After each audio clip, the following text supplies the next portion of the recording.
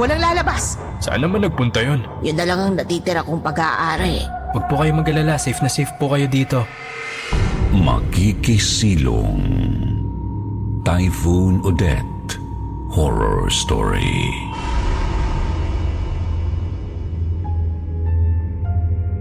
Naniniwala ba kayo sa multo? Naniniwala ba kayong nagpaparamdam sila at minsan ay nakikisalo sa mundo nating mga buhay? Ako, hindi. Pero nagbago ang pananaw ko nang dahil sa isang karanasan na hindi ko makakalimutan. Magandang gabi, Sir Jupiter, sa lahat ng mga tagapakinig ng inyong YouTube channel. Tawagin niyo na lang po akong JC. At isa po ako sa mga masugid niyong taga-subaybay. Kaya gusto ko rin po sanang maibahagi sa inyo ang aking kwentong katatakutan. Naganap po ito noong December 16, 2021 sa aming lugar sa Cebu City. Kasagsagan po yun ng bagyong Odette, ang pinakamalakas na bagyong naglandfall sa bansa natin last year. Isa po ang pamilya namin sa direktang naapektuhan noon. Sa totoo lang po, yun na ang pinakamalupit na bagyong naranasan ko sa buong buhay ko. Napakalakas ng hangin at maririnig mo pa ang tunog noon na talaga namang nakakapanindig balahibo. Bago pa man dumating ang bagyo, ay naghanda na kami ng pamilya ko ng mga kakailanganin namin.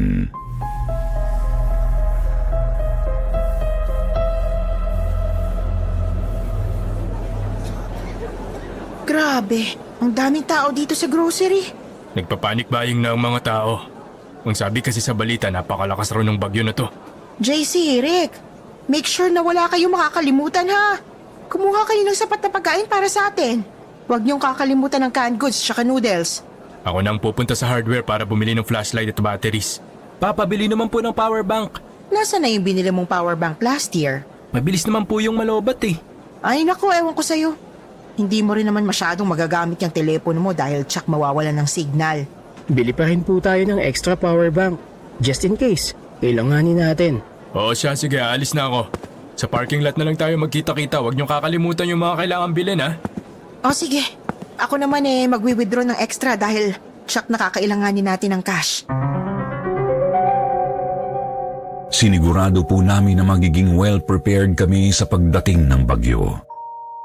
Mabuti na lang po at may sapat naman kaming funds for emergencies. Nagtatrabaho si Papa bilang isang accountant. Si Mama naman ay isang public school teacher. Si Kuya Rick ay maayos ang sahod bilang isang architect kahit na bago pa lang siya sa trabaho. Ako naman ay fresh graduate sa kursong IT, kasalukuyang naghahanap ng trabaho.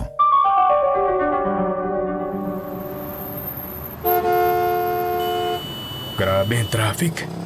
Bukas na kasi maglalandfall ang bagyo Kaya ang dami nang nagsisilabasan ng bahay para bumili ng supplies. Nakakaawa naman po yung maliliit na bahay lalo na yung mga gawa sa light materials. Siguradong madaling masisira ng bagyo yung mga yun. Oo nga maswerte pa rin tayo dahil malaki ang bahay natin at safe sa bagyo. Paano naman yung iba? Kawawa naman. For sure, magsisiksika na naman sila sa evacuation centers. Di na talaga natapos ang mga sakuna sa mundo. Hindi pa nga natatapos tong COVID Tapos ngayon may super typhoon naman. Oo nga Nakakatakot. Hindi ko tuloy may iwasang isipin na baka pinaparusahan na tayo ng Diyos. Paano kung signs na pala ang mga ito na magugunaw na ang mundo? Man naman Huwag naman po kayo magsalita ng ganyan. Kinikilabutan ako Paihinto niyo po muna yung kotse. Daanan po muna natin si Lola Feli. Hala, bakit nagtitinda pa si Lola Feli ng mga kakanin? Diyos ko naman, dapat nasa evacuation center na siya ngayon. Malapit sa amin si Lola Felicidado, Lola Feli. Nakatira siya sa isang maliit na kubo di kalayuan mula sa amin. Mag-isa na lang siya sa buhay mula nung namatay ang asawa at anak niya. Sa edad na 75, malakas pa naman si Lola. At sa katunayan nga'y nagtitinda pa ng mga kakanin sa palengke. Isa kami sa mga suki niya at madalas naming nakakakwentuhan, kaya napamahal na rin siya sa amin. Nag-offer naman kami hindi lang kay Lola Feli kundi pati na rin sa iba pa naming mga kapitbahay na sa bahay muna namin sila makisilong habang bumabagyo. Pero mas minabuti nilang magtungo sa evacuation center. Naisip namin na mas mabuti naman talaga ang desisyon nila. Hindi rin naman kasi sapat ang supplies namin sa bahay para matulungan silang lahat. Mas okay sa evacuation center dahil malilibre sila sa pagkain at iba pang kagamitan na ipamimigay ng gobyerno at iba't ibang donors.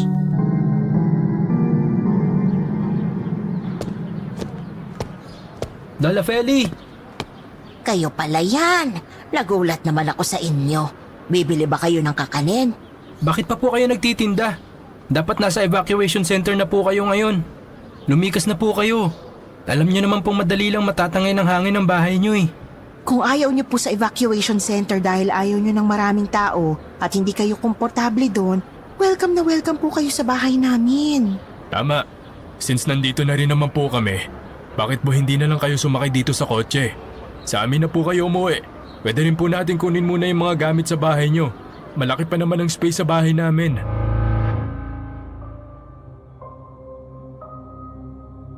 Sa totoo lang po, Sir Jupiter, hindi yon ang unang beses na niyaya namin siyang tumuloy muna sa amin.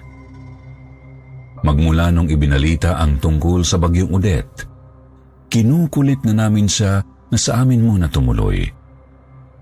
Pati ang iba naming mga kapitbahay, kinukumbinsi rin po siya. Pero ayaw talaga niyang pumayag. Lagi siyang nagmamatigas.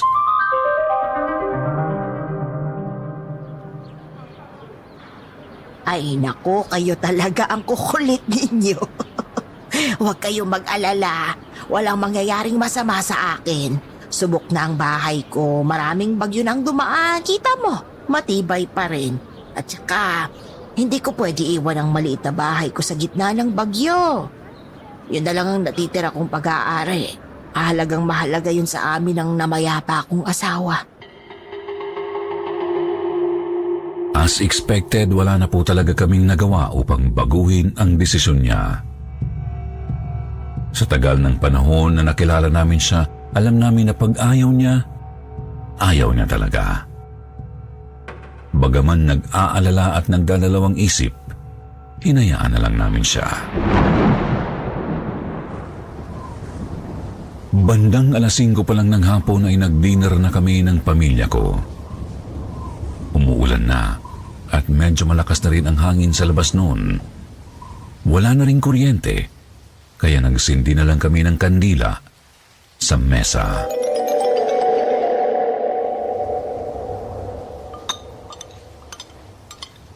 Kumusta na kaya si Lola Feli? Nag-aalala talaga ako eh. Sana naman nagbagong isip niya. Oo nga po eh. Hanggang ngayon hindi pa rin ako mapakali kakaisip sa kanya. Sinubukan niya naman daw siyang kumbinsihin ulit ng mga kapitbahay natin kanina. Ayaw raw talagang sumama. Ay naku, tigas talaga ng ulo ni Lola Feli. Nako, napakadelikado pa naman ang tinitirhan ni Lola. Madaling-madali yung masisira ng bagyo. Narinig ko sa radyo kanina, palakas raw ng palakas ang bagyo. Hindi ko ma-imagine ang pwedeng mangyari sa bahay niya. Ang liit-liit nun, ang dami pang puno sa paligid. Pwede ko po siyang puntahan doon. I-check ko lang kung ano ng kalagayan niya. Pipilitin ko na rin hong sumama dito sa atin.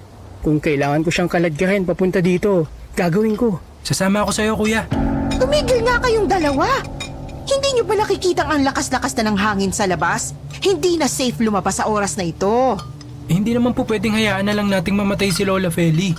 Mga anak, naiintindihan ko kayo. Concerned lang kayo kay Lola Feli kagaya namin ng papa niyo. Pareho lang tayo nag-aalala para sa kanya. Pero bilang ina niyo, sana maintindihan niyo rin na mas priority ko ang kaligtasan ninyo. Ako na lang kaya ang... Hindi! Walang lalabas! Hindi pa man kami nakakatapos maghapunan ay may narinig na kaming isang malakas na katok sa pintuan.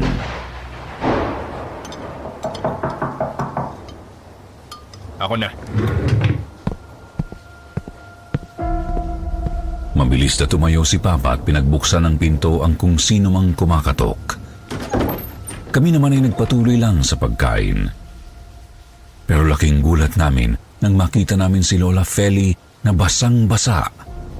Blanko ang ekspresyon sa kanyang mukha habang nakatingin sa amin. Hindi siya nagsasalita, pero nanginginig siya sa lamig. Nag-alala kami dahil baka magkasakit siya. Matanda na siya at mahina na ang immune system. Pero sa kabila nun, nakahinga kami ng maluwag. Mabuti na lang at nagbago ang isip niya at pumunta sa bahay namin. Lahat kami ay tumayo at tinulungan siyang makaupo sa silya. Mga anak, ipaghanda nyo ng pagkain si Lola Feli. Bilis! Magtimpla na rin kayo ng mainit na gatas para sa kanya, okay? Han, pakiasikaso mo muna si Lola, ha? Aakyat muna ako sa kwarto. Maghahanap ako ng pamunas tsaka ng pwedeng pamalit sa suot niya. Sige, Han. Kumuha ka na rin ng gamot dun sa medicine box sa kwarto. Mabuti ng handa at baka lagnatin si Lola Feli. Nangangatal pa naman to sa lamig. Sa gitna ng kadiliman at ng malakas na bagyo, naging busy kaming lahat sa pag-aasikaso sa kanya. Ganun po siya kaimportante sa amin. Pero kahit naman hindi si Lola Feli yun, tutulungan pa rin namin. Sa gitna ng sakuna, ang makakapitan lang talaga natin ay ang Diyos at ang isa't isa. Sino pa ba ang magtutulungan, di po ba? Pagkatapos namin siyang tulungan na magpunas at makapagbihis ay pinakain rin namin siya. Ang nakapagtataka lang po, hindi siya nagsasalita. Wala rin kaming mabasang ekspresyon sa kanyang mukha. Pero sa point na yun, hindi na mahalaga para sa amin yun. Ang importante ay ligtas si Lola Feli at kasama namin siya sa bahay.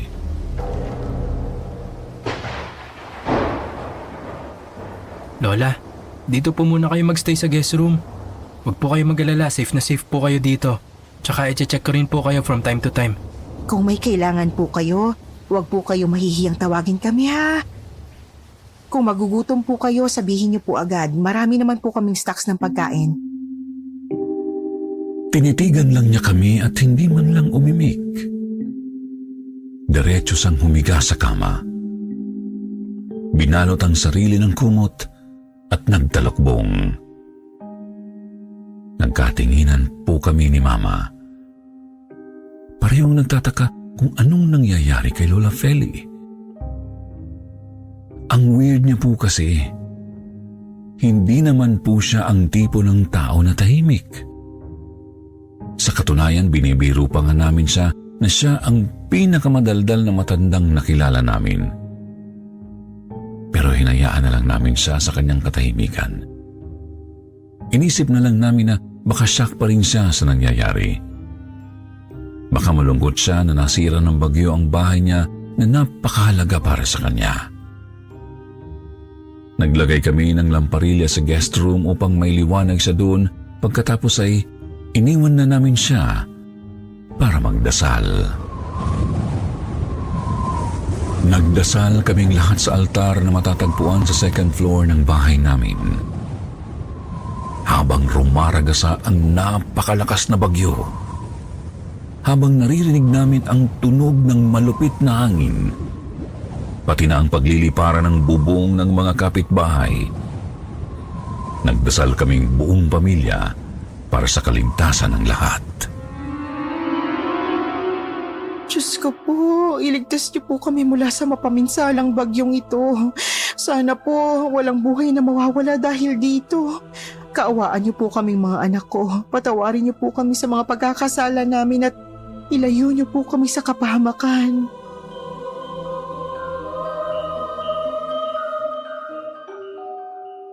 Pagkatapos magrosaryo ay nagkanya-kanya na kami sa pagpasok sa kwarto namin. Bagaman sigurado at kampante akong hindi basta-basta magigiba ng bagyo ang bahay namin, hindi ko pa rin magawang pakalmahin ang sarili ko. Hindi ako makatulog dahil sa takot. Sobrang disturbing kasing pakinggan ang tunog ng marahas na paghampas ng hangin. Nakakapanindig balahibo. Maraming beses na ako naka-experience ng bagyo, pero yun na ang pinakamalakas sa lahat. Lord, sana po tumigil na yung bagyong to. Nakakatakot na po. Tsaka nakakaawa naman po yung mga mawawala ng bahay at kabuhayan. Nang maging kalmado na ang paligid, tsaka lang ako dinalaw ng antok. Hindi ko alam kung ilang oras akong nakatulog, pero nagising ako ng bandang 4:00 ng umaga. Uhaw na uhaw ako, kaya bumaba ako sa kusina para kumuha ng tubig. Pagkatapos kong uminom, ay naisipan kong i-check si Lola Feli sa guest room. Lola Feli? Lola Feli? Nasaan po kayo?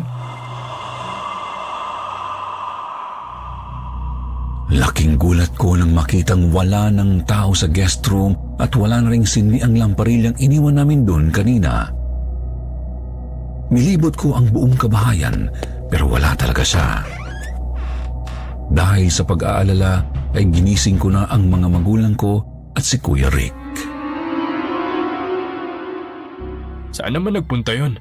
Don't tell me lumabas siya ng bahay sa gitna ng bagyo. Hindi naman siguro.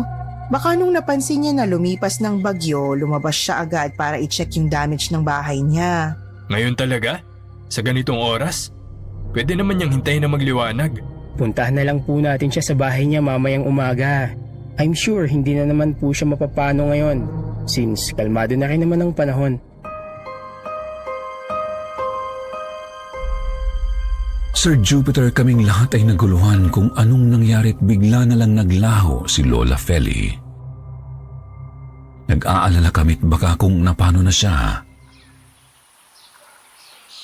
Kinaumagahan, lumabas kami ng bahay at nagulantang sa nakita naming sira-sirang mga kabahayan. Natumba ang lahat ng mga kahoy at poste sa paligid. Literal na dinaanan po talaga ng bagyo. May mga kapitbahay kaming sinusubukan ng ayusin ang kanilang mga bahay. May iba rin na naglilinis at itinatabi ang mga bubong at kahoy na nakaharang sa daan. Pero mas inuna naming puntahan ang tirahan ni Lola Feli. Hindi kami mapapakali hanggat hindi namin na-check ang kalagayan niya. Pero taliwas po sa inaasahan namin ang tumambad sa amin pagkarating sa bahay ni Lola Feli. Napakaraming tao ang nakapaligid sa kanyang sirasirang kubo. Halos hindi na maipaliwanag ang hitsura nun, lalo pat natumbahan yun ng malaking kahoy. Nag-iiyakan ang mga tao sa paligid at ang iba naman ay napapalingulingo na lang. Kawawang matanda. Dito na talaga siya namatay sa bahay niya. Sana kasi sumama na lang siya sa atin sa evacuation center eh. May nakakita raw sa kanya na nakadungaw lang sa bintana ng kanyang kubo habang bumabagyo. Parang gusto na raw talagang mamatay ni Lola. Baka gusto na niyang makasama ang kanyang asawa at anak. Mag-isa na rin kasi siya sa mundo at baka nalulungkot na siya sa buhay niya.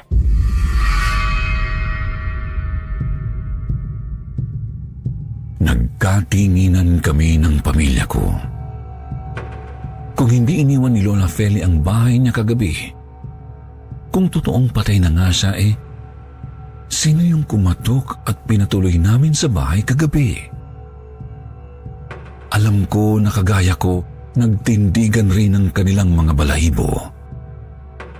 Malinaw pa kasi sa sikat ng araw na wala na si Lola Feli. Nakita mismo ng mga mata namin ang nakahandusay niyang bangkay na nahulugan pa ng mga kahoy at iba't ibang kagamitan. pero nakita rin mismo ng mga mata namin ang matanda na nakisilong sa amin kagabi. Hindi kaya multo ni Lola Feli ang nagtungo sa amin kagabi kaya hindi siya nagsasalita? Baka gusto niya lang kaming bisitahin dahil kahit papaano ay napalapit kami sa kanya at nag-aalala kami sa kalagayan niya. Hanggang ngayon po ay patuloy pa rin naming napag-uusapan ang nangyari noong bagyong Odette. Lagi rin naming pinagdarasal ang kaluluwa ni Lola Feli na sana'y maging mapayapa na ito. Hanggang dito na lamang po ang aking kwentong katatakutan. Naway nagustuhan po ito ng mga tagapakinig. Muli maraming salamat at sa pagkakataong ito, magandang gabi.